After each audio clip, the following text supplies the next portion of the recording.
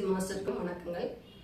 இன்று தைப்பூசம். தைப்பூசம் என்று சொன்னதுமே நமக்கு நினைவுக்கு வருவது முருகப்பெருமான். முருகப்பெருமான் அன்னையிடம் வேல் வாங்கி அசுரனை வென்ற நாள், சிவபெருமானுக்கு பிரணவ மந்திரத்தை உபதேசித்த நாள். இது மாதிரி நிறைய விஷயங்கள் முருகனை பத்தி நமக்கு தெரியும். முருகன் அசுரனை வென்ற வேலாயுதம் மிக சிறப்புடையது.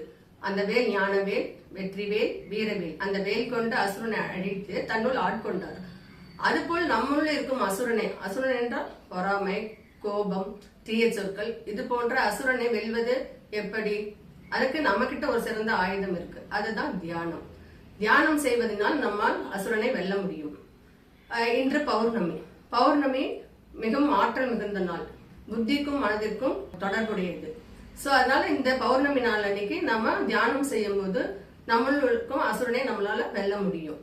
அப்ப தியானம் செய்யும் போது நமக்குள்ள இருக்கிற தீய சக்தி அழிவதை நம்மளால உணர முடியும். அதே மாதிரி நல்ல குணங்கள், அன்பு, கருணை, இதே வர்றதையும் நம்மளால உணர முடியும். அதனால நம்ம தியானம் தொடர்ந்து செய்யணும். முருகன் என்றால் ஆற்றல், ஞானம், அறிவு.